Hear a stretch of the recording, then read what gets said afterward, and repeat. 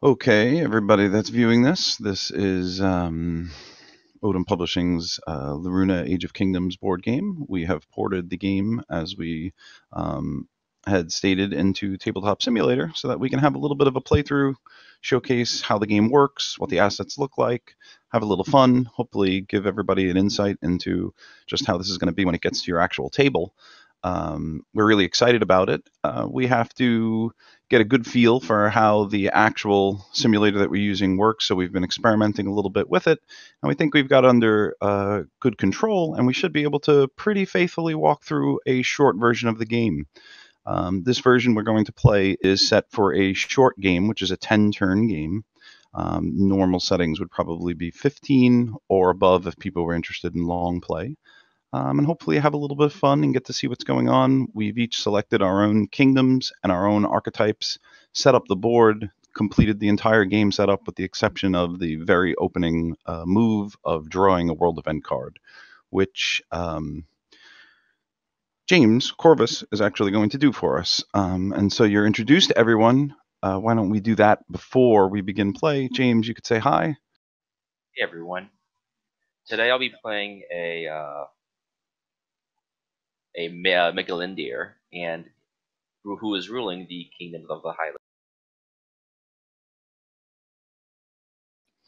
Seated next to James, clockwise. I believe that's me. So go ahead and introduce yourself. Hey everyone, I am Juliet. I'll be playing Epilysis, and I'm playing the Summoner, so I'll have lots of units wherever the heck I feel like. Correct. I'm actually sitting next to Juliet, following along clockwise. I'm John. I'm playing Messegerin, a deceptive and somewhat underhanded kingdom with a little bit of trickery. And I'll be ruling over them as a sorcerer was the archetype that I chose. So you'll see quite a bit of spell use and how that might synergize with their particular playstyle. Next to me is Matt, and he's going to say hello and explain his kingdom. Hi, I am playing as Narafane, which is a relatively military-heavy kingdom, and I've paired it with the Sentinel, which specializes in improving the defenses of both its kingdom and its units, so I'm not going anywhere. So the first phase is the world event phase, and I will draw. Since we're playing, we were starting at turn 10. I'll be drawing from the phase 1 world event. So I'm going to shuffle a couple times, and then draw. Oh boy, this is great for everyone. Winter creeps in, putting a premature end to conflict. Those caught unprepared swiftly fall to the biting cold. All units not within their kingdom's domain takes 1 damage. That should affect expansion pretty heavily. So no rapid expansion going on in this gameplay. Not for the half of it, at least, yeah. That lasts for 4 turns, right? It's redrawn with the new world event phase on the 5th turn. Alright, so starting off in the kingdom phase, I have my protector step. As I have a worker on the first tier of gold mines, I'm going to get 3 gold.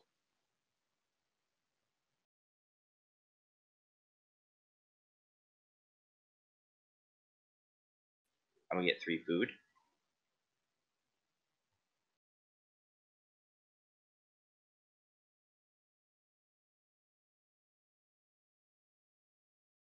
And I'm going to get 4 garrison.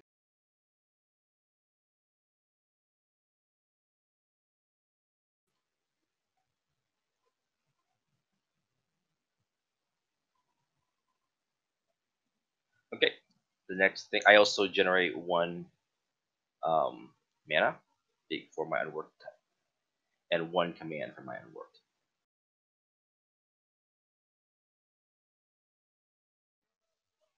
Right now, so I have the agenda Glory to the 7. Once during my kingdom phase, I can place up to 2 of my food on this card, and then during my kingdom phase, I can actually remove, spend the food on the card to gain special effects, like spend 3 food for 1 population, or spend 5 food to gain a favor, and I don't lose stability until the beginning of my next kingdom phase. So I'm actually going to go ahead and spend 2 and place on this card here.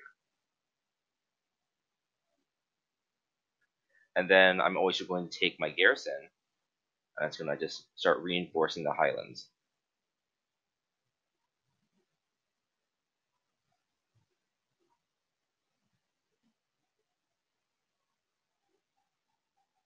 And you know what? That's it for my turn. I don't have anything else to do in my kingdom phase.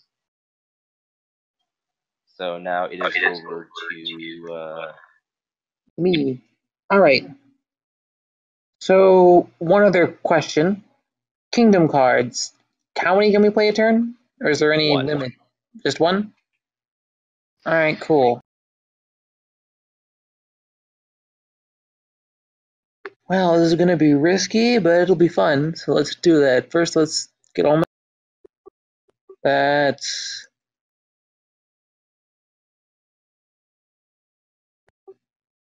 That's 3 gold.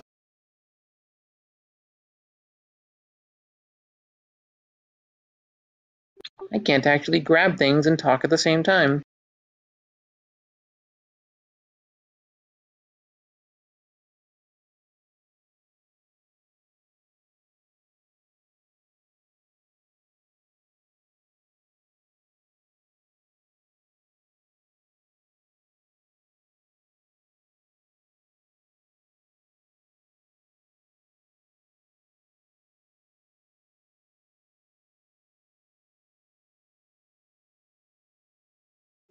Alrighty then. That should be everything. First, I'm going to go ahead and put my garrison on my homeland, just because I have it, and it's a good...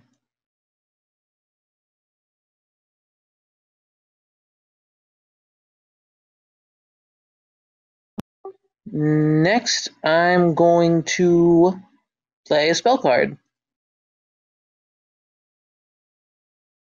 You can get a look at that, whoever has the camera. I pay 1 mana.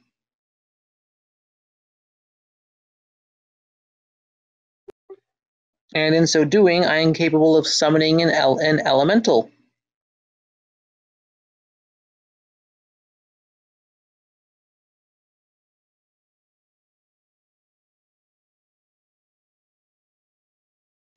Huzzah.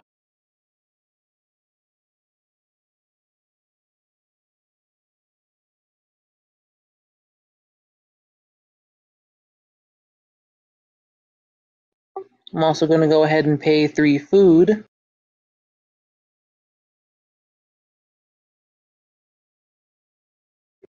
to recruit a Sky Lancer.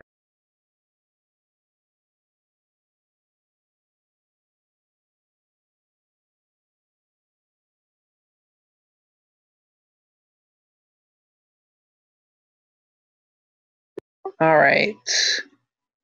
Gonna go ahead and give my Sky Lancer a command so she can act.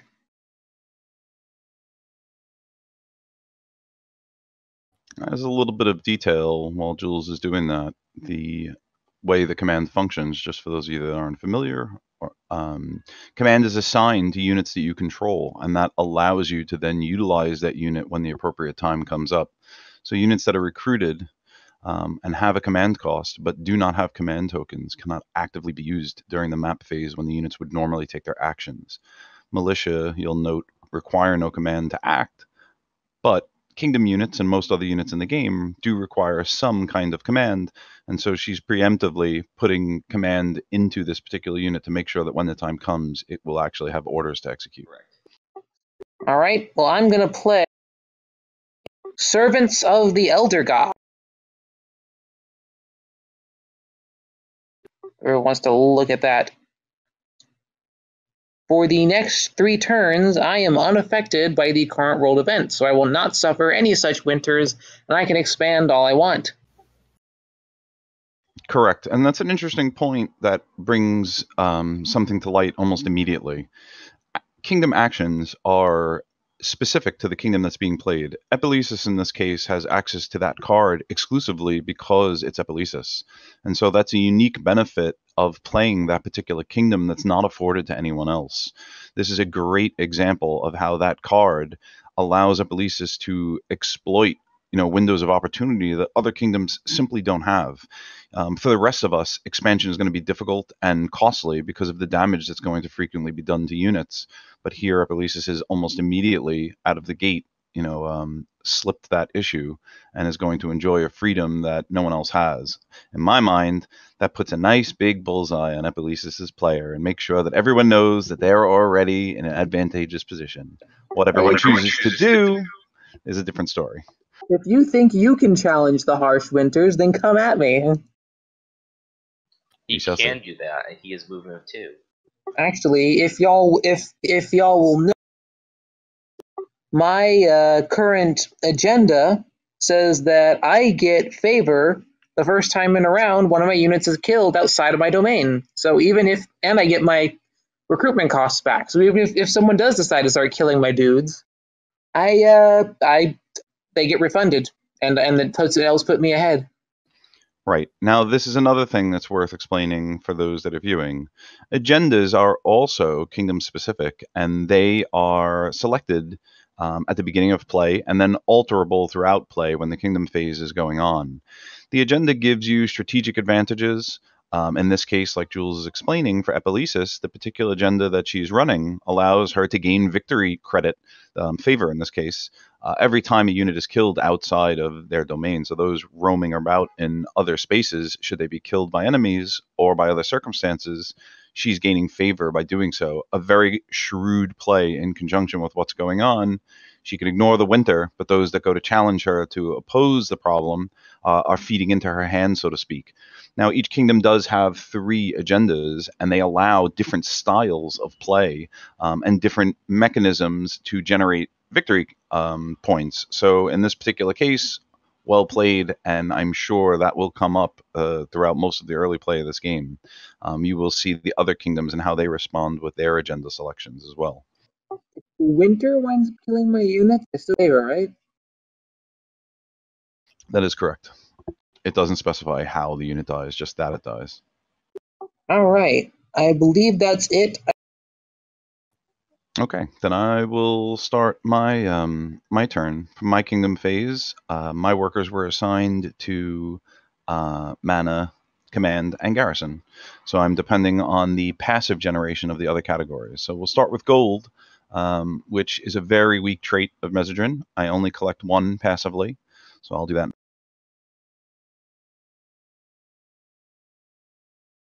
Then I'll do food, which is an even weaker trait from Mesodrin. Passively, I gain none, so that's easy.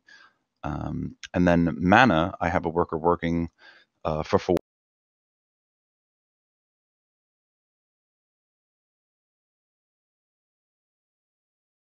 Then for command, I have a worker working for 3.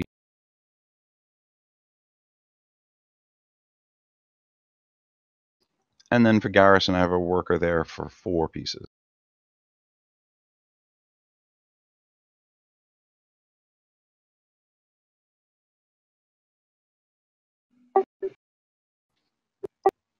Okay, so let's address something that hasn't come up yet. This is an unusual thing, but noteworthy.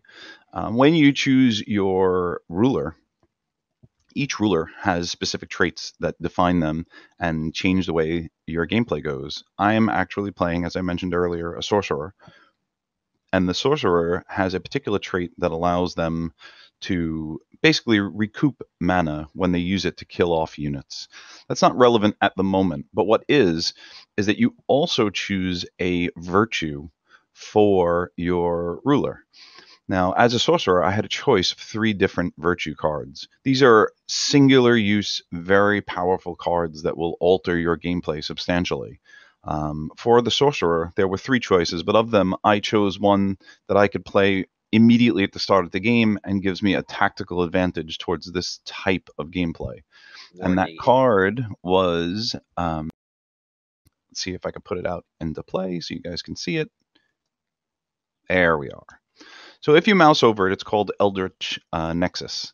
It's played during the Kingdom phase, and I place 30 mana on the card from the bank. And at any time, myself or other players whom I grant permission may draw up to 8 mana from this pile. No more than 8 mana may be drawn by any player, including myself, in a single round. And once all the counters have been removed, it's discarded. So what this affords the sorcerer is a huge mana pool to draw upon with or without any kind of other generation to help them. It can mitigate some of the costs of spells and mana demands. It can completely replace them if need be.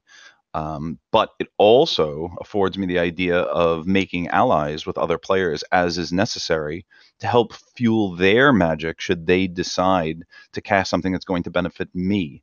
So not only is it allowing me to take actions myself that are beneficial, but it's also become a bargaining chip now for the whole board. Should one of my neighbors decide that it's in their best interest to be my friend rather than my enemy, I could always assist their cast or their needs simply by letting them dip into my Eldritch Nexus pool of mana. So yeah, there's that. That's a good, interesting start. Now, as far as my hand of cards go, obviously that's hidden from everybody else, but I've decided that none of them are significant for play at the moment, and so there's no real need for me to play any of them. And I should note that the legacy, since it is a one-time use, is not replaced or redrawn once that card is expended without any kind of outside influence. It's simply used for the entire gameplay. So now that that's in play, I have a decision to make. And in my assessment, given the circumstance, I'm going to showcase another little element of gameplay. Now, it's possible for players to reassign workers to different tasks. Seeing that I've played a virtue that gives me a tremendous pool of mana, and I've already generated 4 mana for my own purposes from having a worker in the mana pool, I've decided that, you know what, I'm comfortable with my mana accessible to me at the moment. I don't need to farm any further. So what I'm going to do is take the action of reassigning workers. So to do so, you actually reduce your kingdom's stability by 1. So I'm going to move my slider down 1 to do this. And then that gives you the freedom to not only change where your workers are and reassign any amount of them freely amongst what options you have available to you, it also allows you to potentially change agendas. I'm not going to do that at the current moment. I like the one that I've chosen, which we will get to later on when it becomes relevant. But for now, I am going to reassign workers because I do believe that it's prudent to do so.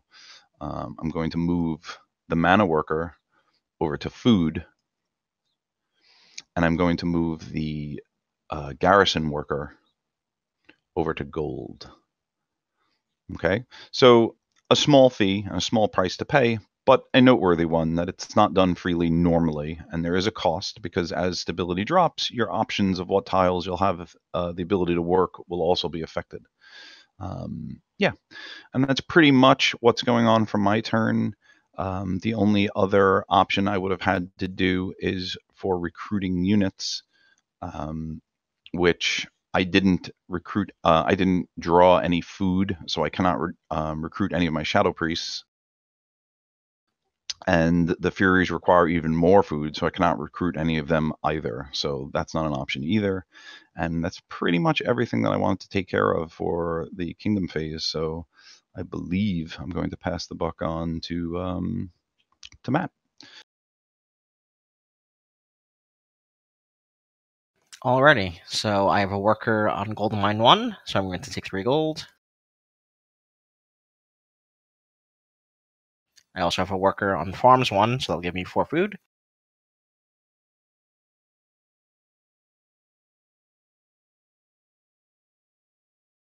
I have no one working the mana pool, and it's unworked, so I gain 1 mana. I will gain 4 command for working Barracks 1, and I can also recruit an additional unit if I wanted to. Normally my limit would be 2, but since I have this worked, it would be 3 this turn.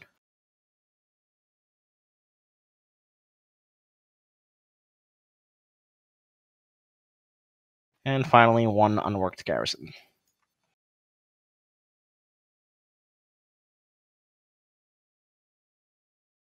Okay, the first thing I'm going to do is I'm going to spend 2 of this food and 2 gold to recruit a gladiator.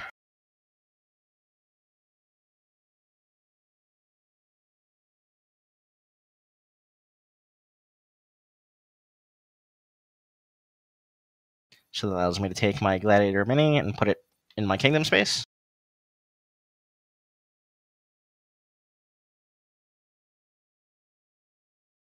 Now, the reason why this is interesting is because of the agenda I'm currently working, which is called Legendary Fights. I will explain it to everyone because not only is it relevant to me, it is also relevant to everyone else on the table. The first thing that Legendary Fights grants me is that I can ignore stability loss when I'm reassigning workers, as long as this agenda is in play. And then, once during my kingdom phase, a gladiator on Narafane may take 1 damage to allow me to roll the special die. And during their kingdom phase, any player may choose to deal 1 damage to the gladiator to roll the special die. So this is something that can be done either by myself or another player. Whenever the special die is rolled for a legendary fight, you and the player who rolled the die each gain a benefit set by the die's result. If you get a 1 star, you can gain 1 resource of your choice. 2 stars, you gain a stability. 3 stars, you gain a favor. And if a gladiator dies as a result of the legendary fight, you gain 1 favor. So the first thing I'm going to do is I'm going to activate legendary fights, since I now have a gladiator on Narafane, and I'm going to roll the special die.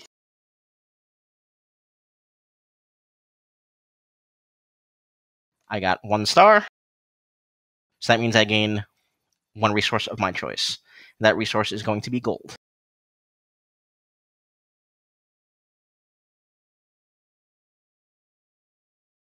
Now that I have that extra gold that I gained from there, I'm going to be able to play a kingdom action called Tempered Steel. I spend 2 gold, and for this turn and the next, while this card is in play, all of my units deal +1 occupation damage. Someone's going for it. I am not the only aggressor this phase.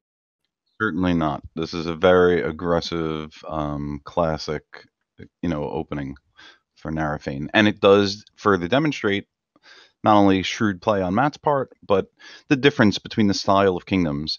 Epilesis's aggression here is by manipulating the world event, but Narafane's aggression is cooked in by the ability of being able to constantly reassign workers, use these units both while they're in Narafane or outside of Narafane via the legendary fight agenda. It's a good flex, if you will, of what the kingdom can do. And also, funnily enough, I was actually, even though obviously favor stability would help me in the long term, I was actually hoping to get the 1 star because I know if I got that extra gold, I would be able to activate this kingdom action and sort of enact a very specific plan. So fortunately, in this case, everything worked in my favor. So I'm going to spend that 2 gold to put that in action.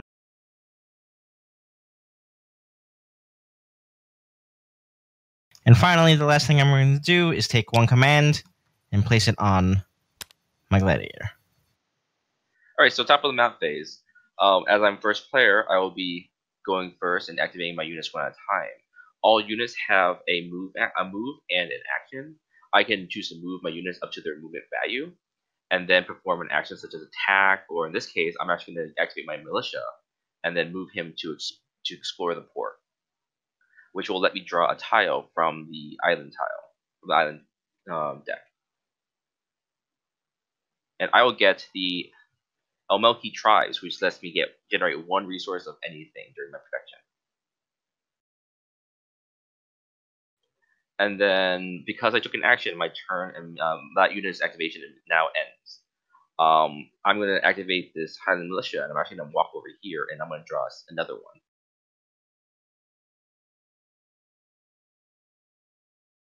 And I gain Moonshine Cove. Moonshine Cove lets me every map phase 1 unit I control gains +1 attack. So I can actually hit a little harder with 1 of my units. Okay, as I have no other units to activate, the turn now goes over to usual. Hello. Alrighty, my turn's gonna involve a lot of different things, so let's get started. First, I'm going to move this militia guy over here, and he is going to attack the kingdom. This means that he's doing what's called occupation damage, which is pretty much exactly as it sounds. When enough occupation damage is dealt, I own that particular territory. In this case, I put this down, a little blue token, show that Epilyssus has damaged this 1. I believe he only does 1 regardless of his attack power, right? Or his damage? Correct. And to make a simple note, they are referred to as territory exclusively. Kingdom always means a player-ruled kingdom. Fair enough. Well, I'm going to try to conquer that, make that part of my domain, so I own it. He does 1 damage each turn. It will take 3 to do that. Second, I'm going to go ahead and move the other militia right here. He's going to hop in through this portal and explore a dimension.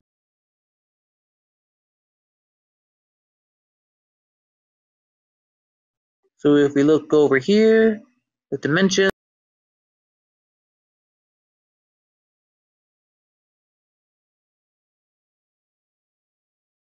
I get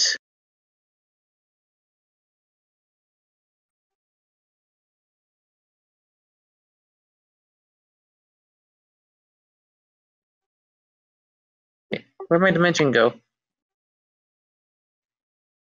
Oh, yeah, oh, my bad.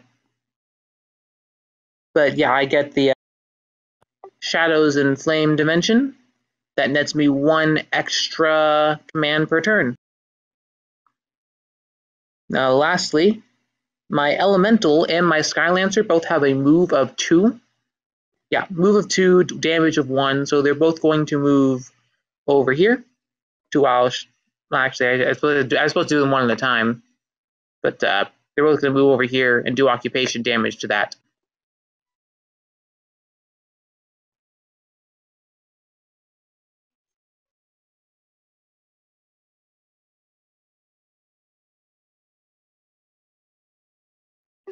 Thus ends my kingdom, my map phase. Okay, so then I guess it becomes my turn.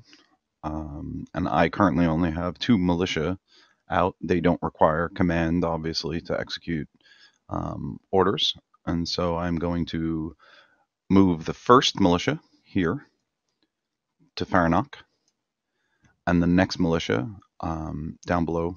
Well, let me do it fairly. Don't forget. This is going to be important. So let me use the first militia to Faranok first. Don't forget the winter. Yeah, I'm aware. The Mesodrin unit that I moved here, this militia to Faranok, as their action, normally, like Jules did for Autumndale and for Alshara's Tower, I would probably proceed with the actual conquering of them. But I'm actually not going to, specifically because of the agenda that I have active currently. My agenda allows me to pillage territories while not at war. Pillaging is something that's exclusive to warfare, and when you're at war with a kingdom, it allows you to steal the resources of a particular space or territory, and essentially rob the controlling kingdom from doing so.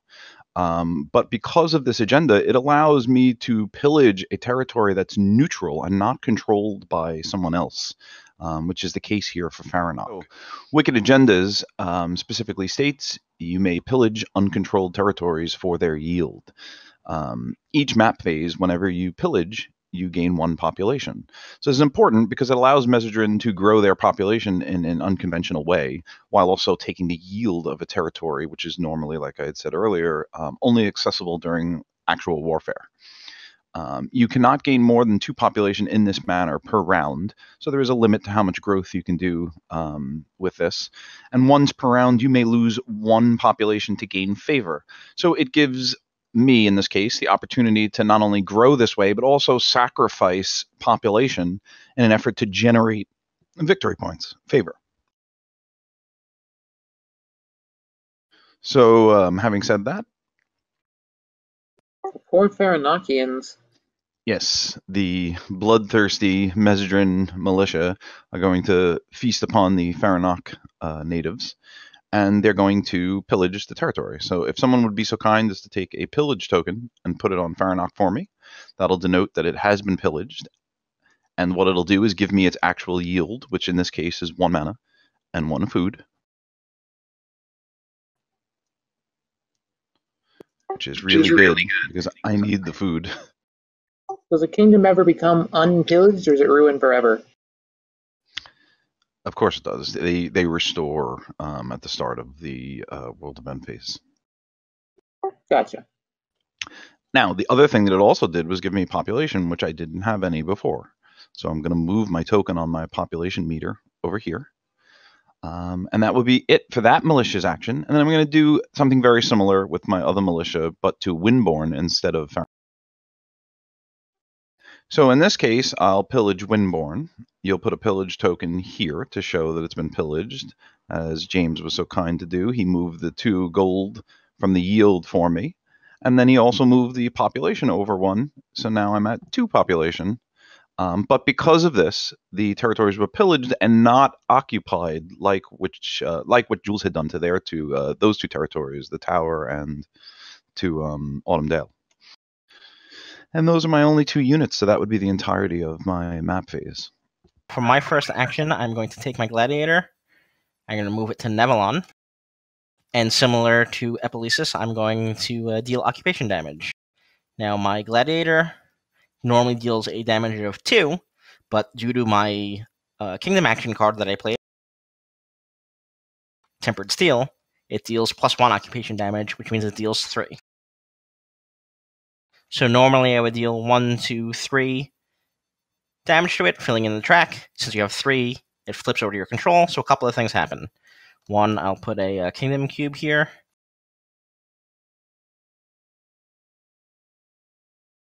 To show that this territory is mine.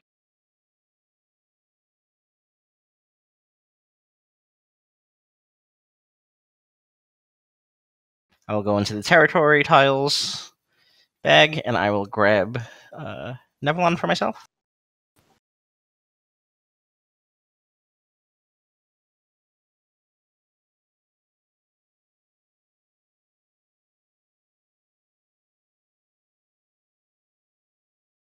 And then finally, since the Nevalon tile tells me I can now recruit cultists and planestriders, I will go to the units cards and grab those as well. So the interesting thing here is now that I have obtained the territory, I get a few different benefits. During my production phases and next turns, I get this 2 food without having to work it. And in addition to the economic benefit, I now have access to these new units.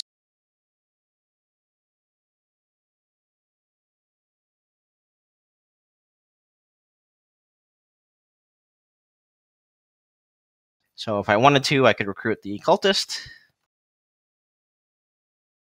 or the planestrider.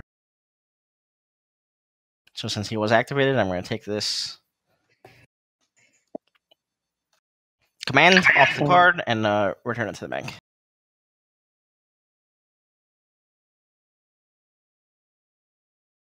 Correct. That's an important detail for those watching, because command must be preemptively associated with a particular unit. And so it is possible with careful play and manipulation of circumstance to catch units no longer having enough command to actually be given orders.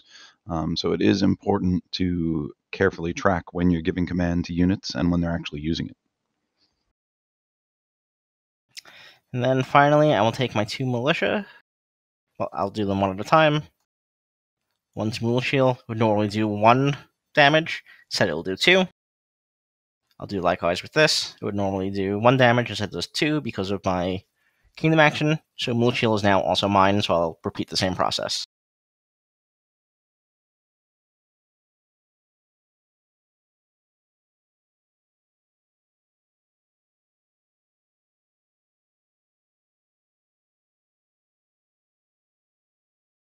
And with that, my map phase is now over. So what's next? Is next the kingdom phase? Next we do the trade phase. Trade phase. Correct. So, hey, Matt. Hey, Matt. Yes. Well, here's my thought. We're on opposite sides of the board. Okay. I don't think we'll be interfering. Well, you're Highlands, right? I'm Narafane. Oh, well, no, forget that. Corvus. Hey, Corvus. Oh. You're And that is how we unexpectedly and unawarely declare war. Hey, Corvus. Would you be interested in opening trade negotiations? The way I figure it, I'm gonna have a lot of food and mana. You're gonna have gold. We could, I could, yeah, I could sell you. I could sell you some of my food or my mana. We could have a very profitable partnership if you're interested in starting a trade route. I was talking to you the entire time, so yes, I am interested in doing a trade route. However, it would have to be an even 2-2 split. Oh, I am totally fine with that. That seems perfectly equitable. Let's do it. So each player would spend 2 gold, as a trade route requires 2 gold for each party, spent, as they explained earlier, in any split that covers the total of 4 between the two of them. And so in this case, they're each paying their 2 gold, and when they establish their trade route, as Jules will show, they're going to hopefully also trade resources and make progress to their trade meter. Okay. They'll also each take the kingdom cube of the person that they've created, like Jules did here. She now has the new tweets in her trade area that she has a trade route open with Highland. Are we allowed to It should start? be noted that typically the trade route follows the same phase, so it would actually be me going around, but it doesn't. It mostly doesn't matter. What he's talking about is turn order. The trade phase follows turns, just like the prior I was under the impression phases. Yes, I was under the impression that it still followed turns. So does it does the world is talking during the declaration. So is Jules, talking a free action? Talking is a free action. Yeah, it's Corvus's turn, and I negotiated I'm aware. with Corvus. I'm just simply letting them know though that it still follows turn order. Yeah, it's an important detail for later on, Fair but enough. for now, it would be legit either way, since Corvus is on the other end of the deal. Indeed. So technically speaking, if Corvus, you would be the driver here, and you could then offer a resource trade as well, if you plan to do so. In fact, I think I do. Jules, do you want to trade of any kind here? I would be willing to trade 1 gold for 1 food. I'm a little low on resources at the moment, but if you'll give me like another turn, I'll be I can do 1 more work with food. So here you go. Okay, so for viewers, there is a limit. They can only swap, generically speaking, a single resource for a single resource, and they must be different. They can't both swap gold just for the sake of swapping it. Each resource on each side has to be different, and in doing so, they make progress towards more favor. You would place 1 white cube in that trade bar on the right-hand side to denote that you had made a progress. If you get 3 white cubes, you get a favor. What's important to note is that it doesn't need to exclusively be with Corvus. If you make progress with other trade routes that you've activated, then you can hit the 3 that way as well. It's irrelevant how you get the credit, simply that you get it from someone. Once you hit 3, you get the favor. Indeed. Incidentally, it's still technically on me. Hey, John, how's it looking over there in Mesotran? What you interested in, my friend, or would-be friend? Well, would you like to do a trade route? What are you interested in? I am honestly more interested in being friends with you and just trading rather for anything, rather than just simply taking anything of yours in particular. However, you do have mana, and I would be happy to trade something for mana. You slippery-tongued fool and your extreme niceties. Look at you pitching heavily that you don't want to take anything from me. I mean, if it's freely given, I'm not taking it. It's true. All right, I'm You interested. cannot trust those who claim to be selfless. It's a sure sign of their duplicity. All right. What do you need? You need gold? Is that the idea? We got to set up a trade route. Are you flush with coin over there? What's going on? I actually am. I'm down to 2 coin right now, so I can pay the 2/2 equally. And then the only thing I have left to trade is actually mana or command. How about we hold this discussion for next turn? All right, because I have need of that gold for the time being. that is fine. Okay. Now it's over to Jules. Okay. Well, unfortunately, as much as I would love to be friends, allies, and trade compatriots with the Messedrin Empire, there's some irony for you. I lack the gold to be peaceful. I guess. So, and there's no one else for gold. So it's actually impossible for me to establish another trade route this turn. And it's worth noting that you can only trade with the same partner once in any given trade phase anyway, so you can't trade again with Corvus just because it's now your turn, so you are effectively out of options there. All right. Well, I can choose when to end my turn. I'm into my turn. Okay, so for me, I'm going to be very easy. Like I told Corvus, I have other purposes for the gold at the moment. I'm going to pass my turn to Matt. I do not have any gold. I don't believe anyone has 4 golds to pay the entirety of a trade route, so I will not be making any trades. Okay. That should complete trade phase. Yep, and now I hand over the first player marker over to Jules, moving in a clockwise manner. So now she is first player. That is an important note. Several game elements you can benefit from going first. Thus, the person who actually goes first changes every round. We are now entering round 2, and since Bennett passes to the left, since Corvus went first last time, now I go first for this round.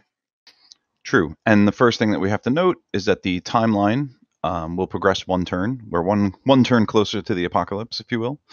And then we have to flip a world event card for the world event phase. We obviously use world event cards last. I thought the world event phase last.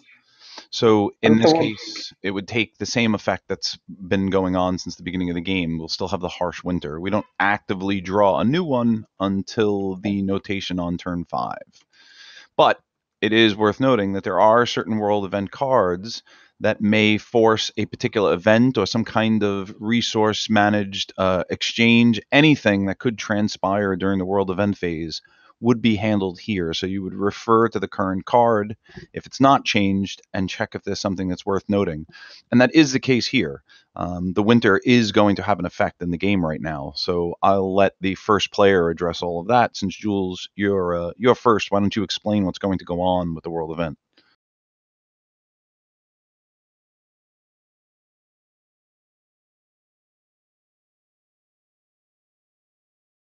Okay, so the current world event, as stated, is Harsh Winter. All units who are not within their kingdom's domain suffer 1 damage. Your domain is your kingdom and any areas you have fully conquered. Thus, despite the fact that I've done occupation damage to Olsharwa's Tower and Autumn Dale, they are not my domain. And Faranok and Windborn, even though they're currently occupied, are not Messedrin domain. So they're going to take damage.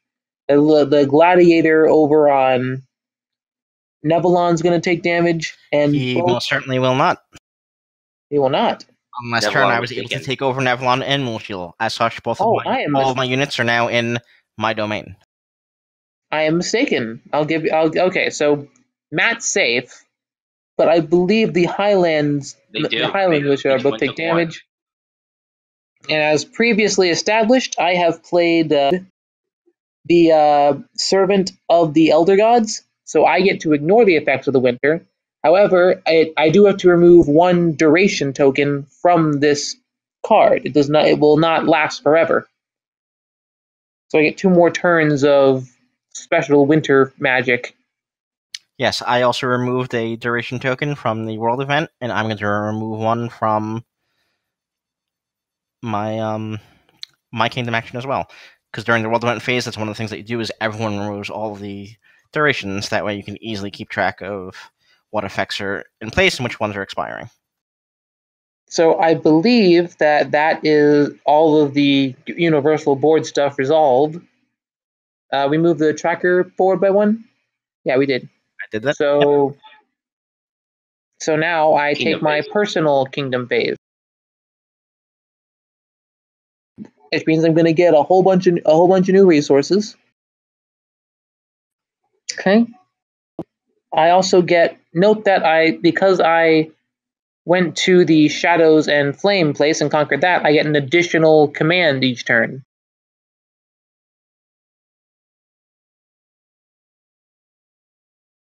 So that's just lovely. All right, then I decide what I'm gonna do. I'm playing a spell called the Neva Trixis. I'm just summoning a big spider. That is what this does. I have a spider. I have a spider now. Nevaxerus. Yeah, I was gonna say.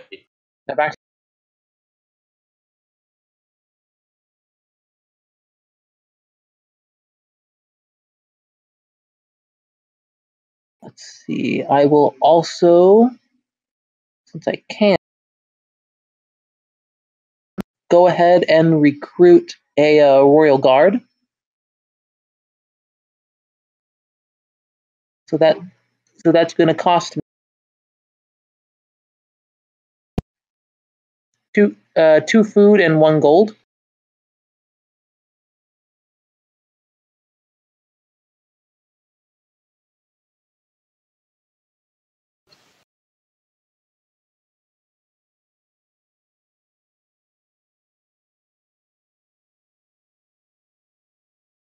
And I actually get 1 more recruitment because I've worked that tile. Actually, I get 2 more. I get 2 more recruitments because of my agenda. So let's go with. Well, looks like I can afford a royal guard.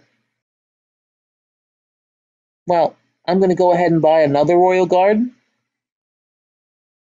Well, actually, did you want any of this food? I do want some of the food. Okay, then I can put off my royal guarding. I don't really need. I'm just recruiting units because I can. Really, I can put that off. I assume you're gonna need some gold. Yeah, I can. Yeah, I'm gonna want to start building up gold next. Yeah, but for now, I'm gonna go ahead and distribute some commands so I can actually use these dudes. That's a 1 for the Sky Lancer, 2 for the Royal Guard, and nothing else actually requires command act. So let me check this. Anyway, that takes care of the resource pool. Now the usual actions such as recruiting and using spells or actions and what have you, which I am actually going to do this turn. So let's see.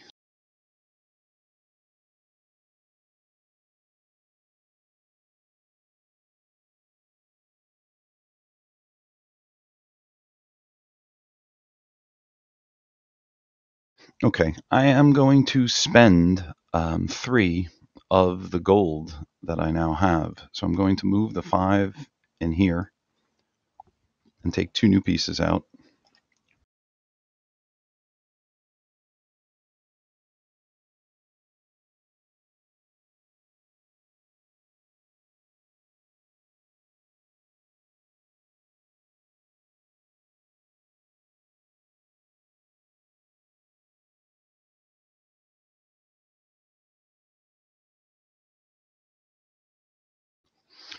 Okay, so the 3 gold will go towards using this particular kingdom action, which I am playing. It is called Set an Example. The next time I kill a unit, the kingdom that controlled the unit loses stability equal to its command value plus 1. It has a duration that is P, which means it's permanent, so it will stay in play until used. So the next time I kill a unit, the kingdom that controls that unit will lose stability equal to the unit's command +1, and then this card is discarded. So a statement of potential aggression, obviously on my part. If I go and kill one of your units, you will be punished for it dying by means of stability. Hey John, what is in the box? Sorry, that was completely I wasn't speaking. Ahem. Is that a threat, sir? And, quote, you'll be punished for it dying. We shall see. Let's just say it's a soft speakly and carry a large stick theory. Yeah, you might want to rethink that. I have many more sticks and much larger sticks. We'll see. Okay. Actually, if you kill them, I get a favor. So I redrew the card. I cannot play another kingdom action this turn, but I can play a spell, and I will, in an effort to showcase some new stuff and to take what I think might be a necessary safety precaution. I am going to cast a spell right here. I will take it out. It is called Spell Weaving. I'll put it on my mat so everyone can see it.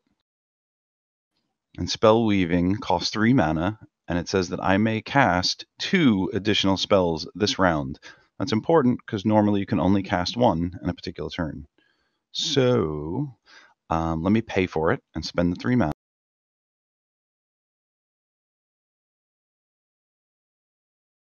And I'm going to note that I spent 2 from my pool, and I'm going to take 1 from the Eldritch Nexus pile and put that in, as I am allowed to do up to 8 mana worth off of this card. I'm just mitigating a little bit of the cost, eating into that mana a little. And that'll allow me to make 2 more casts. So I am going to replace the card that I used, and draw a new card. And from my hand, I am going to cast a spell.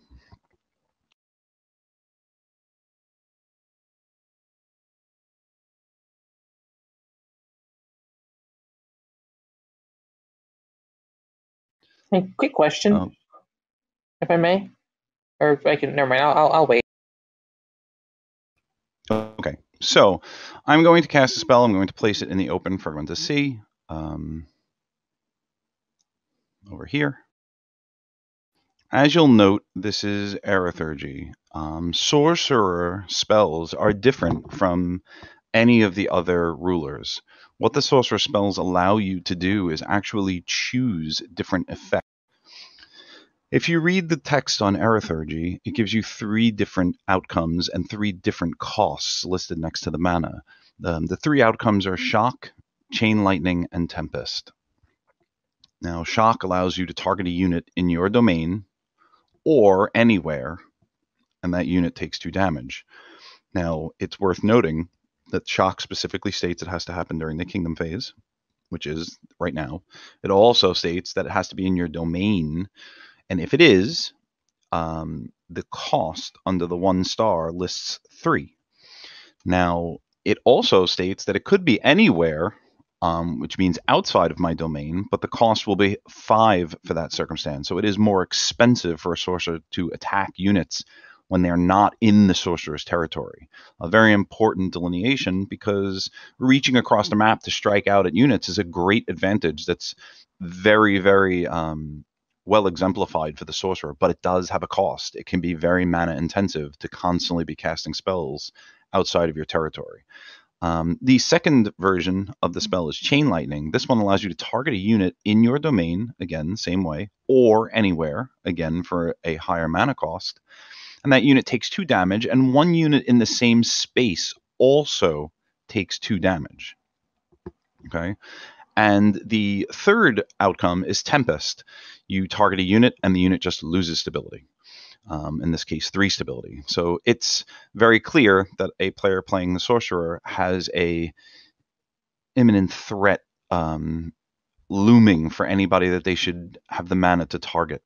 So that's something to be conscientious of based on the differences between rulers. That is something that is unique or very, very strong for the sorcerer style of play, which I'm going to demonstrate a little bit here. So I do play Erithurgy, and I have to pay the appropriate mana based on the outcome that I'm looking for. And I am actually looking for Chain Lightning. And Chain Lightning targets a unit for 2 damage and does another unit in the same space 2 damage as well. Now, I am going to target the units in Epiclesis. And because of that, I have to pay the 6 cost because it's in someone else's domain, not mine. So I'm going to take 6 mana off the Eldritch Nexus to pay for that spell.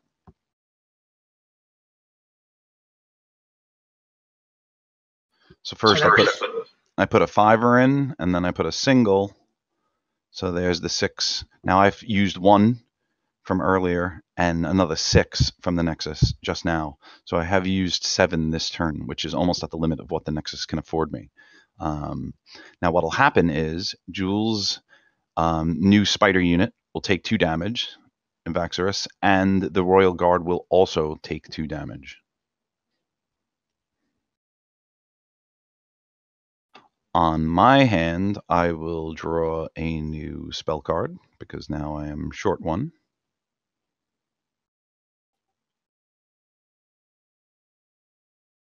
And as you'll remember, I did play a card that allowed me to cast 2 additional spells, the first one being Erithurgy. The second one is going to come right now. Boy. Now, if I may, Jules, for the record, how much health remaining does your Royal Guard that I just shot have? 2. The pinky guy. It'll be 2 health. That's what I said. Yeah. And the spider? The spider has 1 left.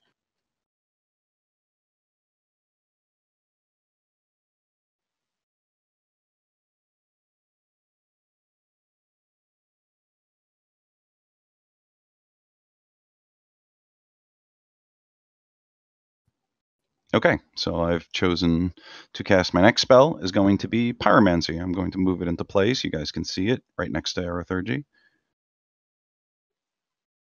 Pyromancy has 3 effects, just like the other sorcerer spell, based on your mana total. Based on the effect you choose will dictate the cost, and whether the target is in your domain or outside of your domain as well will indicate how much mana must be paid. The first effect is Burn in this case. A targeted unit takes 1 damage if they're in your domain or anywhere, dictating whether it's 1 or 2 mana cost. Wildfires, a targeted kingdom immediately loses 4 food, so it gives you the opportunity to go in there and burn up some resources.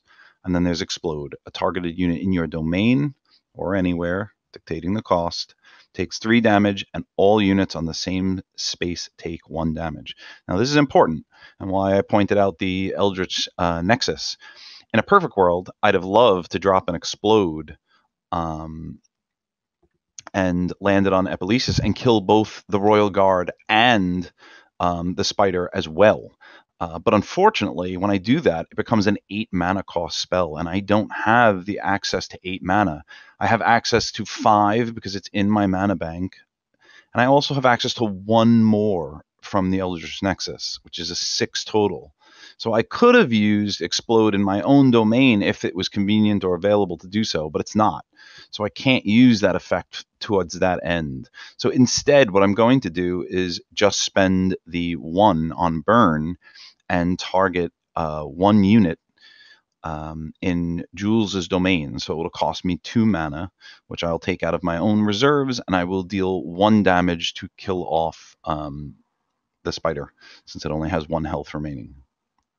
Now, it's worth noting that the spider, it's a summoned unit. It does not, if I remember correctly, have any command cost, and thus my sorcerer's trait does not trigger.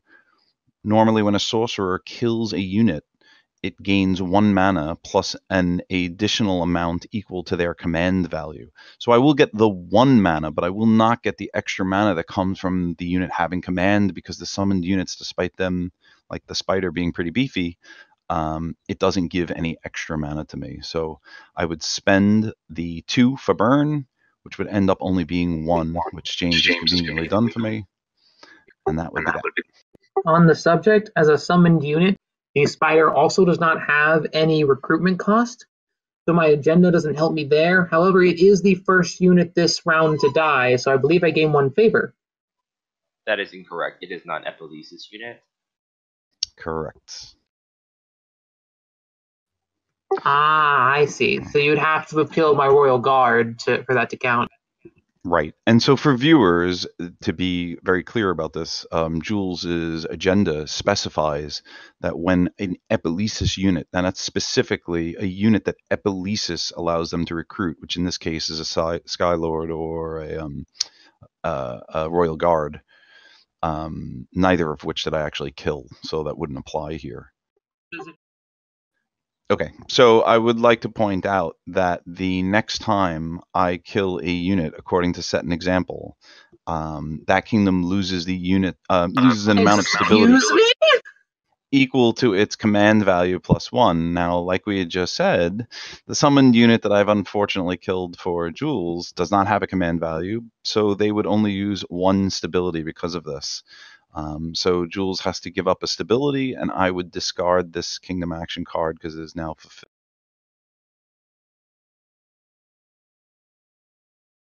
No, yeah, it's the card thing. I'm just a little...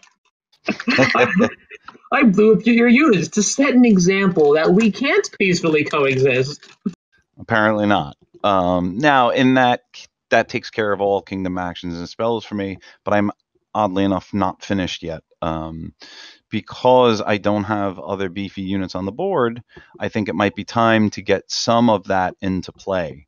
So I am going to recruit a unit as well. Now I'm currently working the barracks, which actually allows me to recruit an additional unit if need be.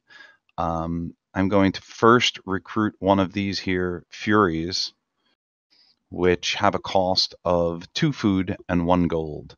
So I'm going to pay for that unit first.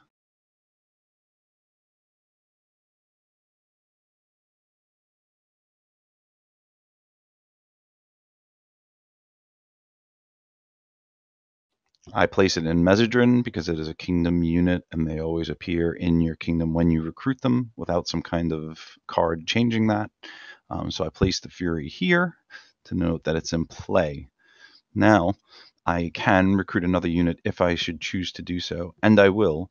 I'm going to take a Shadow Priest and put them into play as well. Their recruitment cost is 1 food and 1 mana.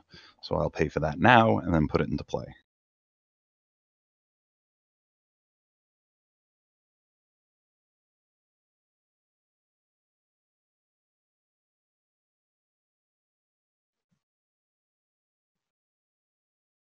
Okay, so now I put a Shadow Priest and a Fury into play. I've done my... The only other thing to really do for me now, to be honest, the one other thing I'd like to do, I really can't right now. So I think that's going to take care of everything for my Kingdom phase, with the exception of allocating these resources. Now I have command and garrison stored in my banks, but they're not going to help me there any. You know, I do need to get command into these new units so that they can actually do things. I also need to start putting my garrison into places, anticipating that Jules is rightfully pretty pissed that I nuked her units inside of Epilesis' borders.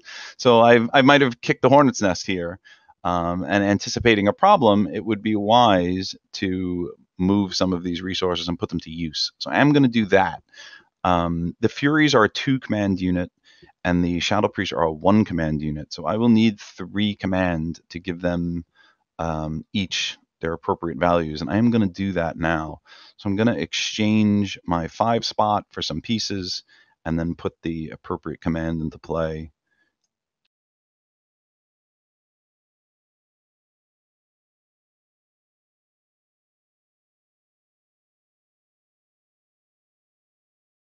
If I could grab the units correctly. I seem to be grabbing the bag instead. You have to... Wait, what? Where do you need it drop, John? Put that one in the collection down here, because now that's 2 that I've taken out, and now we need 3 on the actual units. Yeah, make sure you put it on the correct one, just so everybody that's watching knows. Each of the unit cards does have an actual notation number value. This way you can identify while they're in play which Fury is Fury 1, which Fury is Fury 2. In this case, it's probably smart to make sure you put the command on the appropriate cards, you know which one is represented by which. And now that James has lovingly done so for me, I'm going to do the same thing with my garrison. Now, garrison, since we haven't really addressed this yet, garrison is used pretty differently than command in regards that instead of allowing a unit to do something, it's allowing us to protect particular areas.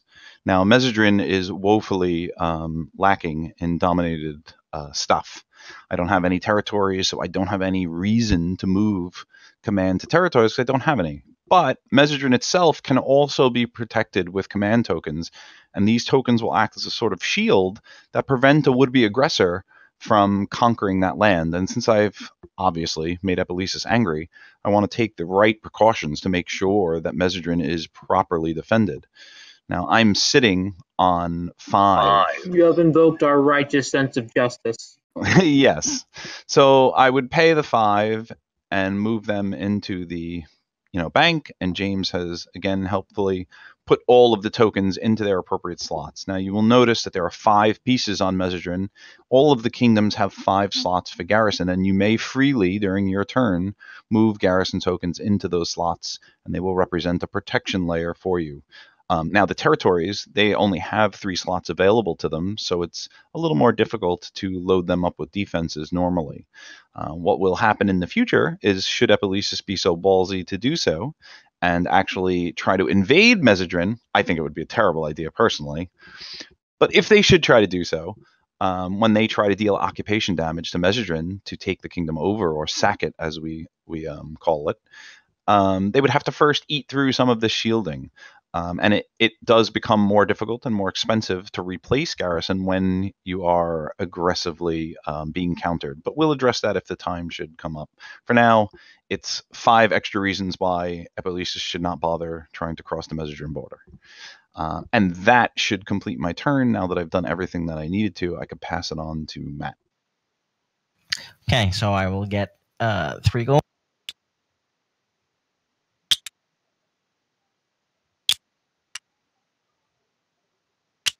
For food.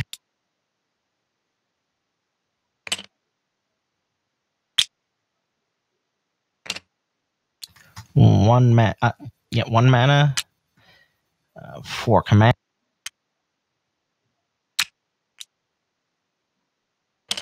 And 1 garrison.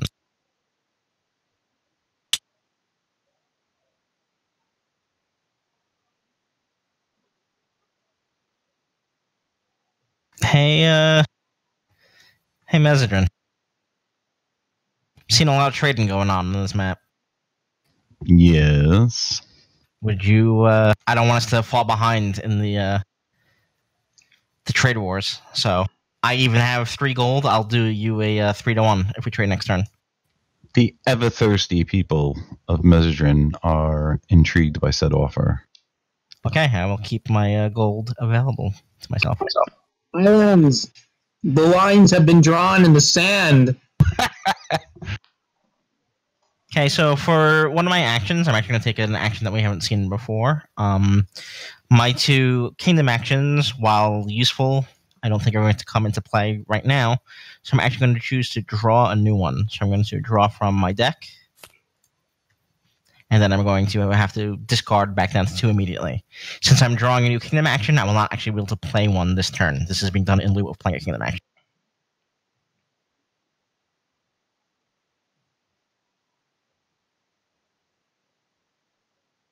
So I think I'm going to get rid of this one.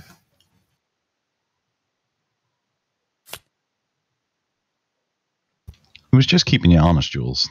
Don't take it to personally. Keeping me honest? What does that even mean?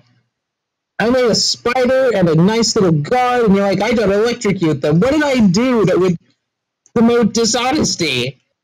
It's a lot of units on the board. It's making me nervous. I just wanted to keep us on some kind of parity. That's all.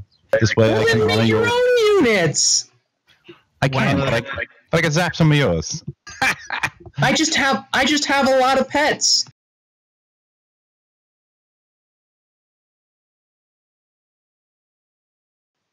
Sorry, Matt. The other thing I should mention is since I do have these 2 territories, I will also gain the 2 food and the 2 mana from them as well. So Oh, that's lovely. I could do that. I will take my 2 garrison and I will move them to Moonshield, since I have a strange feeling this may end up being. Museum just like.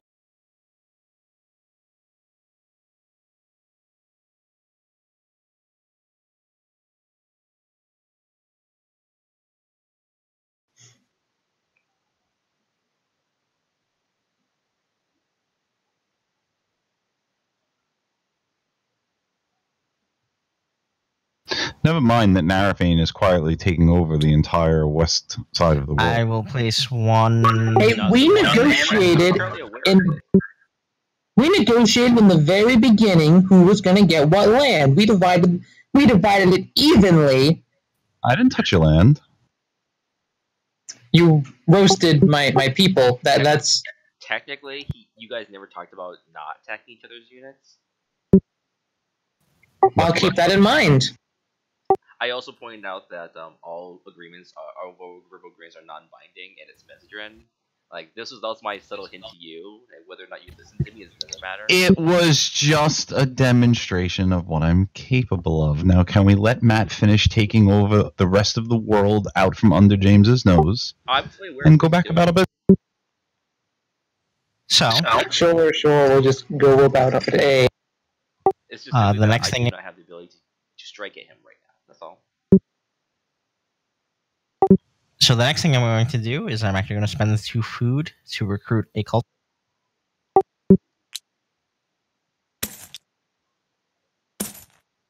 Let me just grab a cultist mini.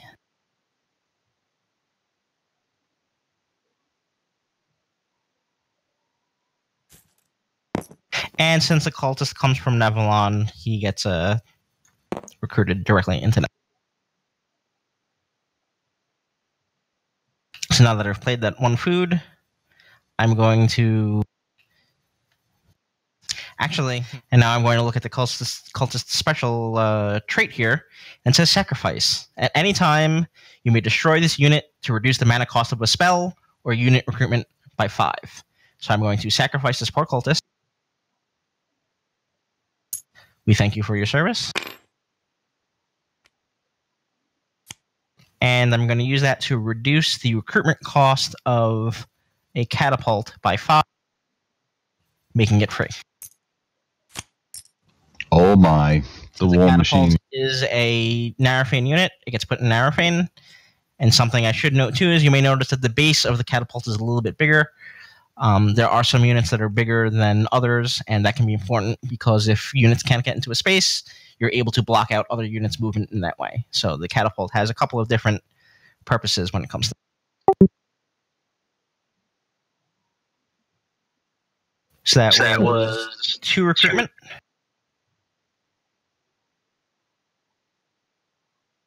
And then for my 3rd recruitment, I think I'm going to repeat that process. I'm going to pay another 2.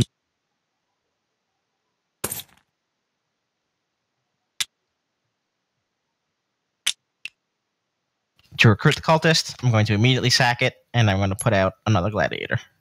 And then finally, I'm going to take my 2 command, place it on my 1 catapult that I put out, and then 1 command for my other gladiator.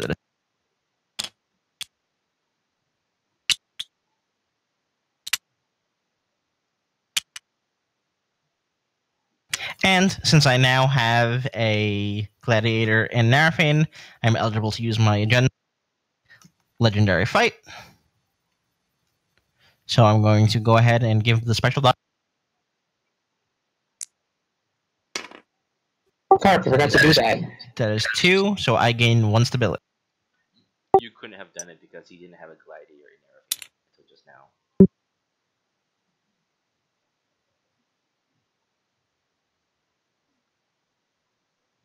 And I do believe that I believe the engine's running.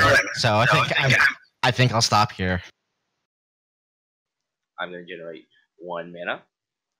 I'm going to generate 3 food.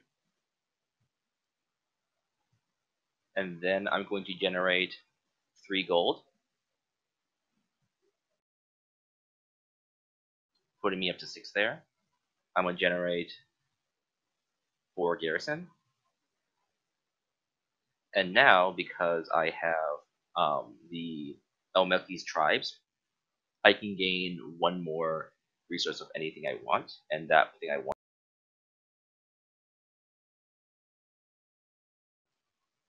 Okay, so first thing is first. I'm going to spend 7 gold to upgrade my mines.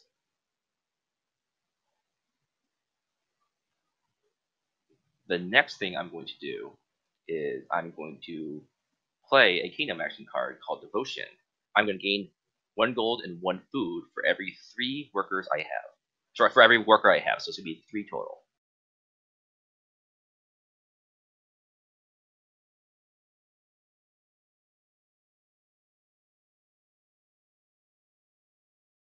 You'll notice I'm taking 3 out. That's because I'm going to be moving 2 of those straight into here, onto my agenda. And now I'm going to spend 3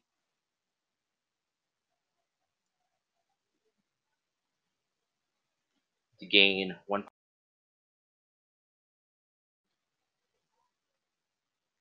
Let's see here. I'm going to take 1. I don't need to do that. I will, however, spend 1 mana. Let's see, and then play a new card called Song of Fury. And Song of Fury is that if a unit is damaged, that they gain +3 attack and +1 damage. And I'm going to apply it to my Highlands Militia number 2.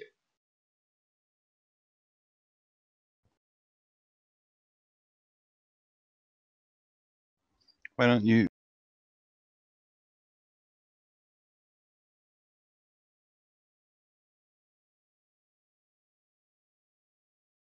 Yeah. Yeah, here you'll make a 2-card deck. Yep. Now I'm going to spend 3 food and 2 gold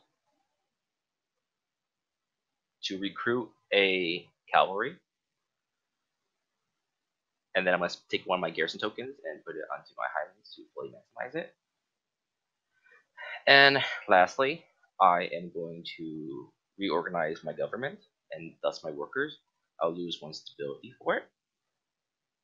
I'll take this worker and I'll put him here. Alright, that is the end of my turn. I'm going to draw a... Actually, sorry, for that, let me just draw a magic card. See what I get. Okay. And then draw a kingdoms card. Alright, and it's over to you, Jules. A little bit here about sort of the contrast between my last turn and James's last turn, and how in this game power and success are not always as they seem. From my turn, it's pretty obvious that I'm putting out a lot of units, a lot of heavy units. I'm exploiting the territories I've gained in order to do so. So it's pretty easy to look at me and go, wow, he's making a lot of steps towards victory. But then James, very quietly in the same turn, was able to put a whole bunch of food towards an agenda that'll gain him favor. He was able to upgrade his gold mines. That way he'll be getting more gold in the future. So he's very much also making big moves in order to win the game. Maybe just more subtly than literally rolling out the catapults. But I think that shows how both the kingdoms, being different from each other and also different playstyles can really lead to victory in this game through doing different things. So even though maybe not seem, on a first-time view as impressive, what James did, it just as much, if not more so, was a huge step towards gaining more favor and ultimately winning the game, as was me, pulling this trickery in order to pull out all these big units all at once. And I think that's one of the appeals of the game, is that there are multiple ways to win, and that your kingdom management is just as important as the units you're able to put out. So very important.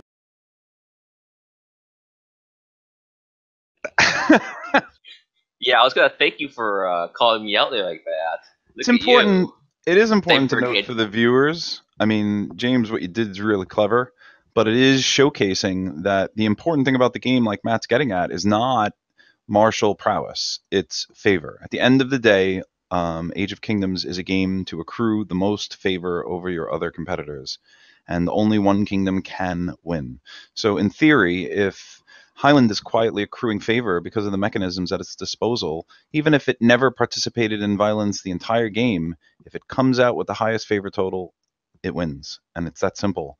And it's a very important delineation, because winning and losing in battle, winning and losing units, winning and losing at war is only a step towards having more favor than the next kingdom. But it is not all-encompassing for the gameplay as exhibited by James in his use of Highland, even if he didn't participate for the rest of the game. If we don't outpace his acquisition of favor, he could still be the winner. And so you do have to consider all of those strategically speaking to make sure that you're competitive. Yeah. So I'm going to handle the one that involves dice rolling first. I'm going to have my Skylancer peacefully throw a javelin at that militia.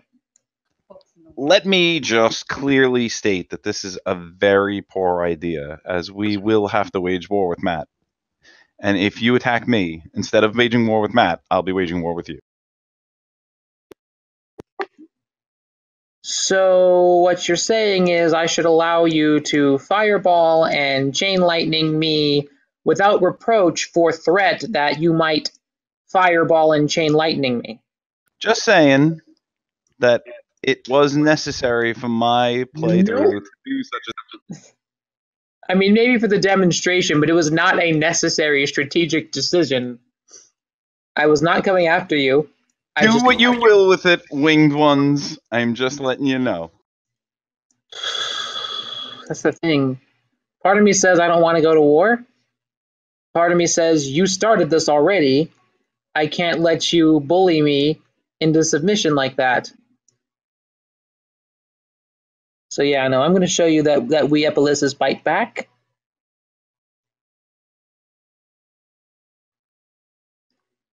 And I'm going to attack your militia there. So why don't you explain how this is all transpiring, since it is unique to the unit and to this playthrough? So, most units have to be in the same territory in order to attack each other. My Skylancers here, I can't look at them and talk at the same time, have the ranged ability, which allows them to attack adjacent spaces. If you'll notice, the second thing there, the little red thing with the sword, that is this unit's attack power. The way this works is we roll our special attack dice and add whatever comes up to that attack value. John in this case will pull out a defense dice and add his militia's defense value of 1 to whatever he rolls. Whichever one is higher succeeds. Either I successfully attack him or he successfully defends. I believe the attackers win ties. I'm not sure on that. No, attacker does win ties. It's always an equal or greater. So with that,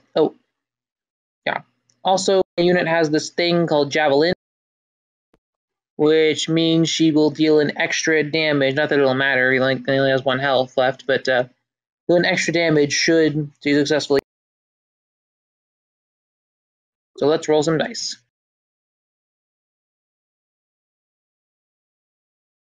It is a total of 3.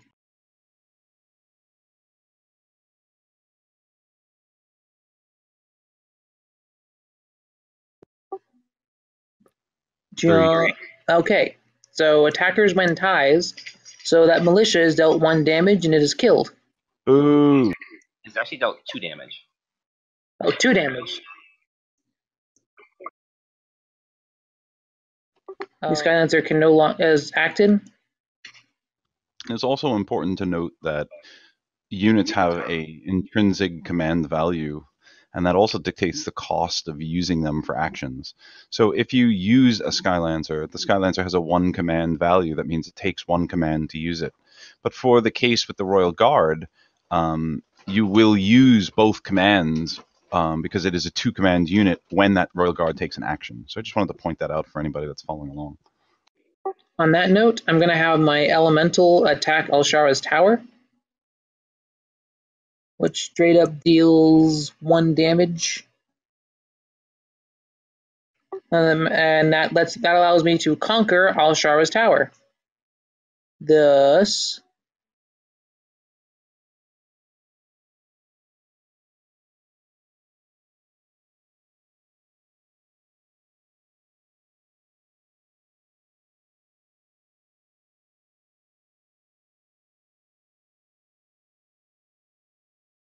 So ultimately, your little flag would be going there instead of this token to denote that you now control it.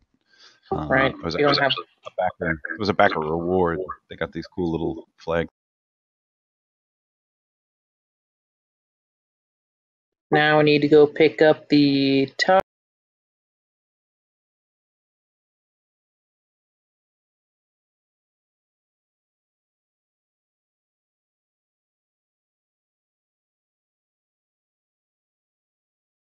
So I'll get 2 more mana each turn, which is just lovely.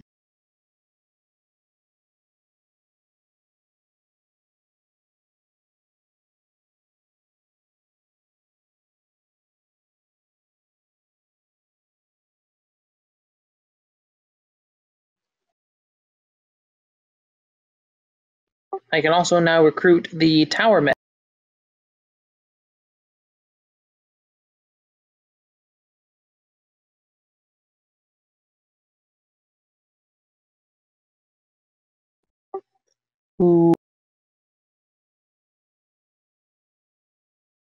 Yeah, they're mostly meant to be guards. If you move away from a space that has enemy units in it, you can make a free attack against them, and the tower men are really good at that.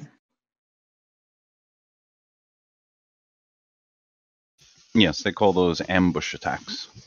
So basically, Yes. if you try to move a unit out of a territory or out of a space that has other units in it, those other units and the players that control them can choose to ambush that unit on its way out if they so desire.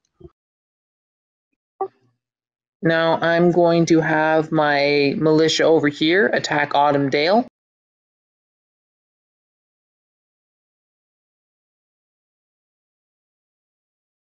So that's 2. My attack, I mean, make peaceful negotiations with their attack score.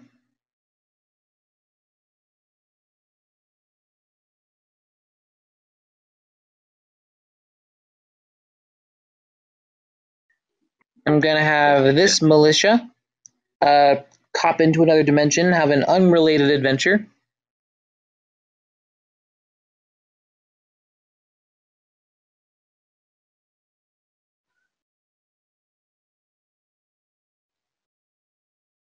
Cool. All upgrades now cost 1 less gold for me. Severo.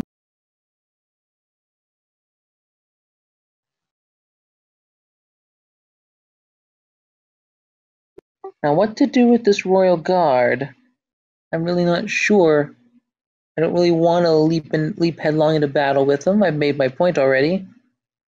I suppose I'll leave, and he's already wounded, so I suppose I'll leave the Royal Guard to guard. Sorry, that's a waste of command, though. There's nothing. I mean, the only other thing I can do with him is maybe have him go dimension hopping, but I don't trust that militia right now. We're going to have to see. It is extremely unlikely for a militia to actually harm the royal guard. We don't need commentary from the peanut gallery over there. And for the record, if you don't activate this unit, if it just does nothing, you don't have to spend the command. Oh, Correct. well then I'm going to leave it. I got time. I got at least another turn before I gotta get out. Oh, I forgot to take my duration token off. Listen, James, I know that the wise and I want to say enlightened people of Highland can understand the value of having friends on the other side of the Tiristal Grai, that big gray wasteland. Right? I'm certain they can understand the value of having friends who are not bloodthirsty monsters who throw fireballs unprovoked. Honestly, like, Messenger and Mesmos are Mesmelos and Descent are kind of the same to me. You both come from the same stock, so it makes no difference. Remember, he can just as easily fireball your home kingdom. Exactly. I'm aware. However, I also point out that his supposed ally, Narafane, is on the verge of taking 3 territories. What do you mean, supposed ally? Either way, I'm done.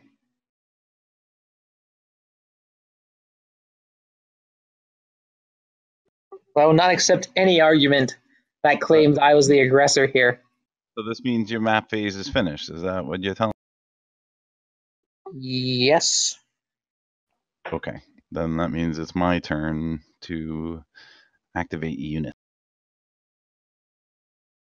Now I am going to use my militia first. And I am going to pillage Faranok again. Now, as we went through last round, that means that I will put the pillage token, or someone who's going to help me is going to put the pillage token there, and I will collect the income from Faranok, which is a mana and food, and I will also gain a population because of the agenda.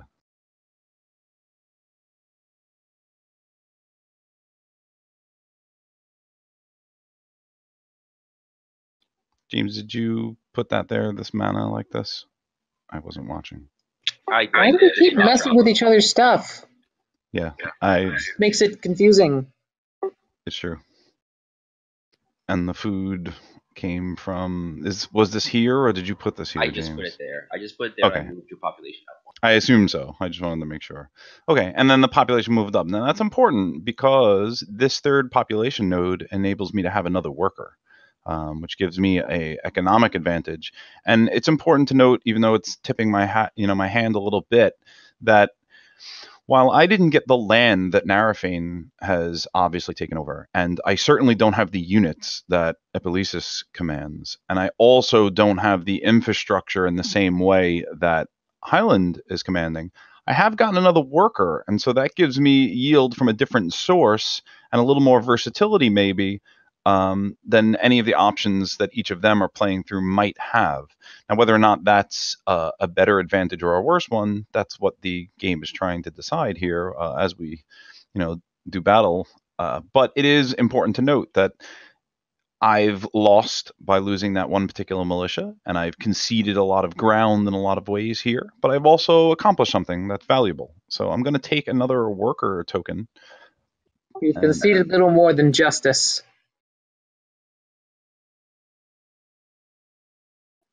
Where is the... Oh, he's over here. Okay. You don't think about it, that statement makes sense.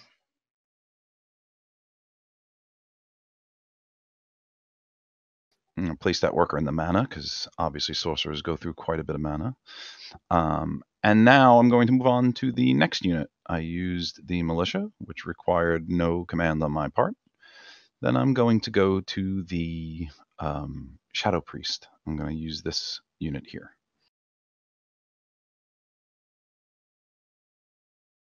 Now, for note, the Shadow Priest has a 2 movement.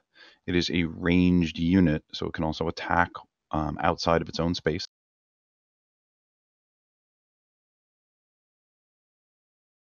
I'm going to move this Shadow Priest to Windborn. It's 1 space. and then I am going to pillage Windborn with the Shadow Priest. So again, the pillage token will go. I'll collect the 2 gold. And I'll also gain 1 pop because that is still within the 2 parameter limit of the.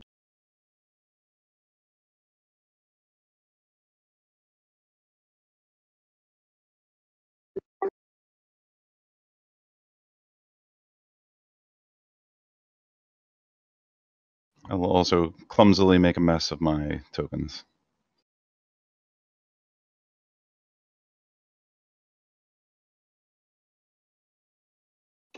And then, of course, I have 1 more unit that has to be used. I have to take the command off the Shadow Priest because I used it. And now I'm going to use the Fury and take the command off that.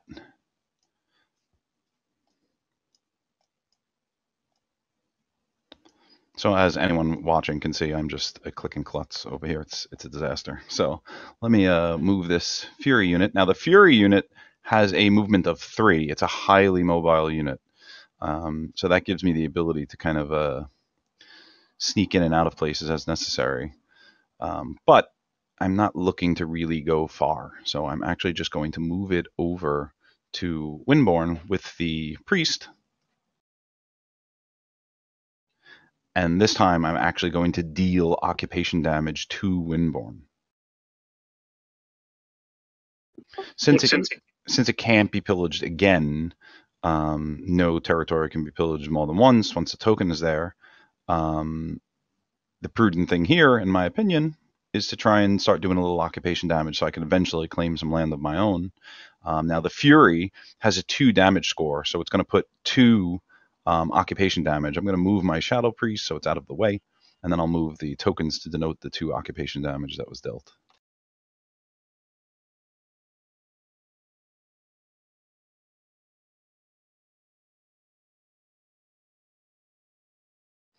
And that's all 3 of my units, and thus I have nothing else that I can do during the map phase, so I will pass it on to Matt. Fortunately for everyone else on the board, my units are relatively slow, and with this winter going on, don't know if I'm going to be making any long marches. So instead, I think you should move east. I mean, I'm just putting it out there.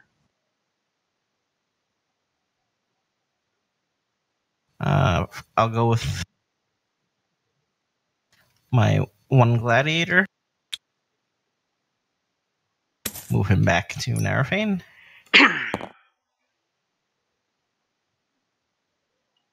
And I think I will move my 2 militia to Hadrobecus. And I will spend my 2 commands to move my catapult to... let's get crazy. We'll move there.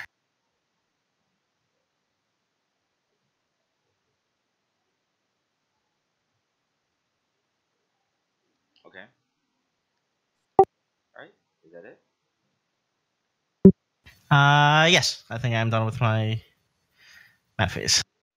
My map phase is going to be relatively low key. I'm going to move a Highland Militia here and deal 1 damage to Sothis. And then I'm going to move Militia Unit number 2 here because it's currently being buffed by the Song of Fury. It's going to do 2 damage, and thus Sothis is mine. So he's quietly taken over Sildus. Unbelievable. It's so funny that you say that when you have 2.5 territories. Your units are in Hadromachus. I did not. I did not attack it. For the record, Hadromachus is undamaged at the moment. Wow, look at you talking about friendship when you're going, oh yeah, for the record, he's just moving there just to incorporate them into their land where they'll be happily indentured servants. I just want to point out to you, James, that I implored him to move east, not north. I did hear it, but technically you didn't say go southeast. He went northeast. So he's still following your command. I'm not following anyone's commands, for the record. It was just a suggestion. Hey, Messedrin, I think I know what's going to happen to the Moor if we don't do anything. Yeah, we should get somebody over there.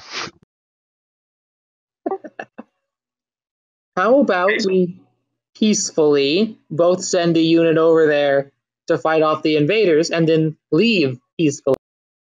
Sounds like an ambush to me. Come over here to this place over here. Don't worry about it. It'll be okay.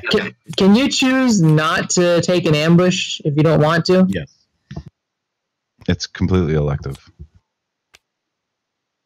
Okay, so that should end the map phase, and we'll move to the trade phase, which we'll now declare in order. So Jules will go first, and she's the first player. All right. Corvus. Did you still want food for gold? Corvus? Sorry, I keep hitting the wrong button. Yeah, but if you can spare mana, I'll do mana for gold. Mana for gold. Let me check something. Yeah, I think I can give up mana. Okay, here you go. And that gives us both one extra white square. It does more than that, because anyone that's been watching, Corvus, or James, has actually upgraded his gold area, and he now gets an additional gold profit anytime he successfully trades while he is working that blue stability gold tile. Fair enough. On a related note, hey,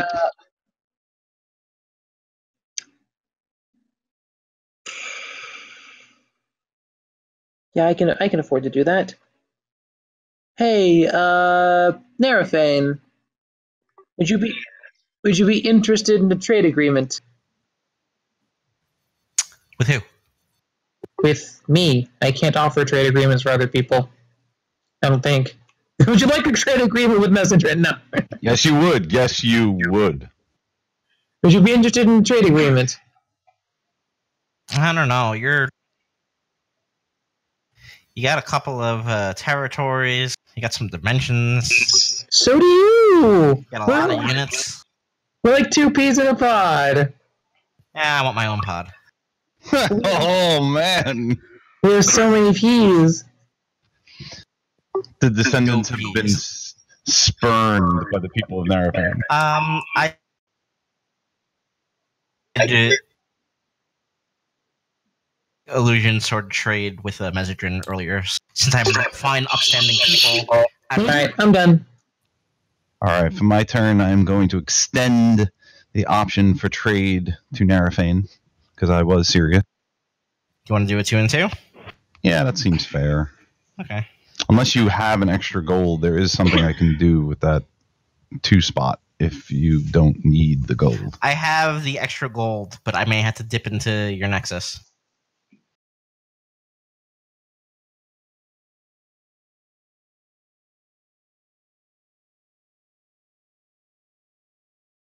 If you'll cover the 3 gold, I'll make sure you get a little dip into the Nexus when the time is right.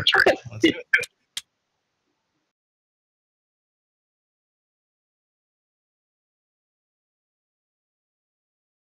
All right. And thank you, sir. Would you like to make a trade right now? You need some mana? As I assume you do, or?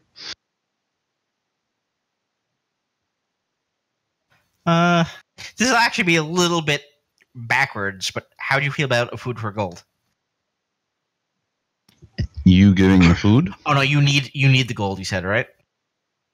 All right, Yeah. we'll do food for mana. All right, I could do that.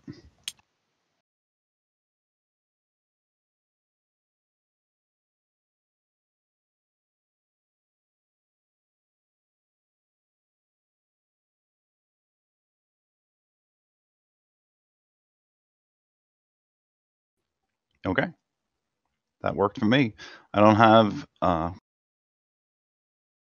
I can't spend the gold yet. Let's hold off on further trading. So I'm done for my trade phase.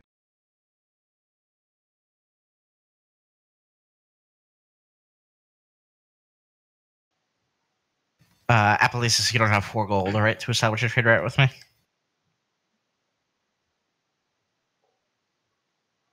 Oh, do I have... I have gold.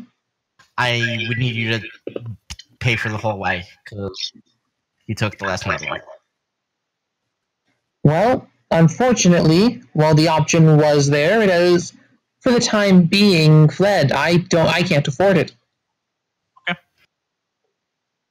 In that case, I am done.